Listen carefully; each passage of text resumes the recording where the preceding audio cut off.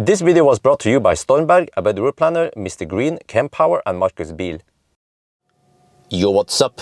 We are now sitting in the Mercedes EQC, and today, yes, we heard about it. Tesla finally opened up the supercharger network, but only in Netherlands, only on 10 selected superchargers. But it is possible for any brand now to charge at the Tesla supercharger. So you need to, if you have a non-Tesla and you want to charge it, you have to download the app. And then you have to be a Dutch owner. I tried with my app, whatever, it didn't show up anything there. And then you just input the payment options, and then you have to choose on the map, seems like. I haven't seen this myself, just look at some pictures. You choose a supercharger location, you can see how many stalls are available, and then you have to choose which stall you want to charge at. And then when you initiate the charging, you have 2 minutes to plug in, otherwise it's going to time out. And there's also a pretty hefty idle fee here, which is good. And then the price, yes, is 57 euro cents per kilowatt hour, which is kind of expensive, unless you go for a subscription. If you subscribe for 13 euros per month, you will then pay only 24 cents, which is way better. But then you kind of need to charge a bit, right? So I guess for vacation, you can just subscribe, and then you get the low price. Yeah, I forgot to mention, there is no, you're not locked for a whole year. Unlike Ioniq. For the Ioniq passport, you have to subscribe for a whole year. The same also goes if you have those charging services for Audi or whatever, you know. But here at Tesla, you can subscribe for 1 month, for example, for summer vacation, and then you just unsubscribe. And then you get away with 24 euro cents. Isn't that great? And also in comparison, I checked the price now on Ioniq passport in Netherlands. You see that it's actually more expensive than Tesla, and you are locked for 1 year at a time. So is this intentional that Tesla is actually pricing themselves lower than Ioniq? Well, okay, well, except for that, this is for Ioniq passport. If you have a Mercedes or Audi, Porsche, BMW, you have a better deal there. For example, this Mercedes, EQC owners, they get away with 1.65 NOK per kilowatt hour, which is way better than the rest here. So for them, they don't care. They will just charge at Ioniq. There's actually, I don't know if there's a reason for them to charge at supercharger. Well, actually, yeah, to avoid Laderstau. Yeah, of course, I forgot about that one.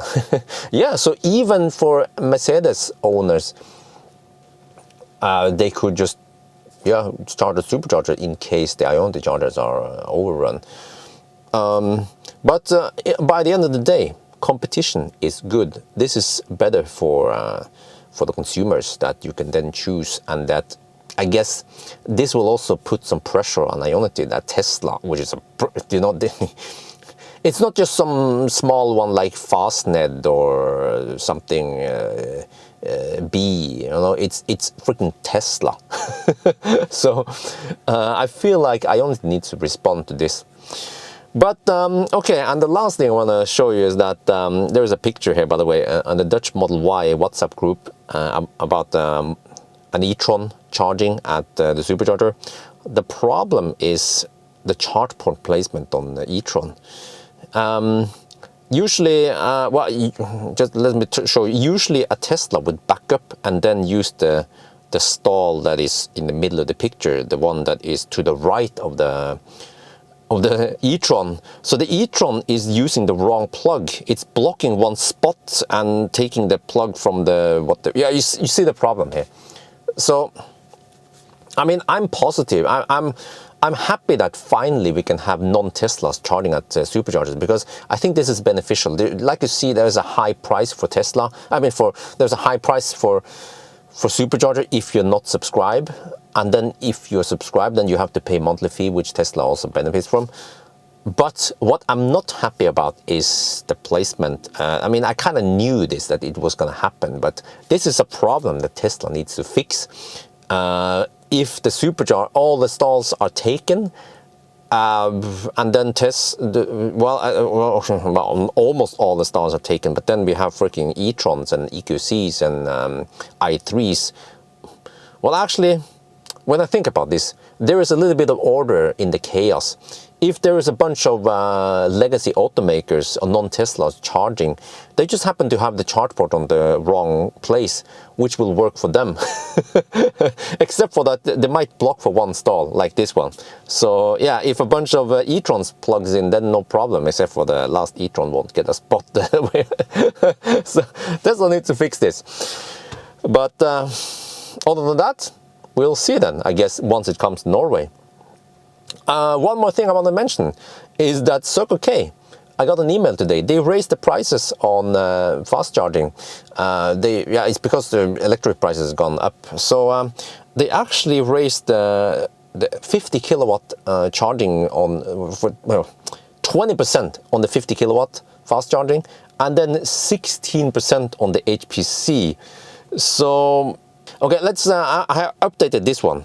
So it's a spreadsheet with all the prices, and well, I haven't added. Well, yeah. I need. Well, actually, okay, I kind of lied, but it's not final yet. But you say Tesla prices is still for Tesla for now, but that's because it's only in the Netherlands. But actually, average average price even for Tesla owners is semi-high versus if you go for that subscription model. But then I guess native Tesla owners, they can't get the subscription, or can they?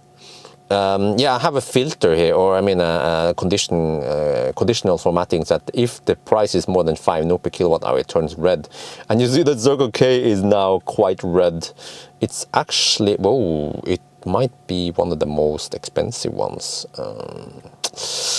Unfortunately, yeah, okay, so which one should you go for then? Well, if you charge a lot and you don't have a Tesla, get Ioniq Passport. It's going to be freaking cheap for you. If you don't charge too much, you can then go for mer. Well, actually, no. Actually, if you, the problem is that then you need the volume discount. If you don't charge too much, you should go for BKK or Kople. If you have a Zoe, you can go for Recharge or Fortum, yeah. And then Tesla, they just have Tesla. Okay, anyway, I think that's going to be it for now. I hope you guys enjoyed this video. As always, thank you for watching, and talk to you later.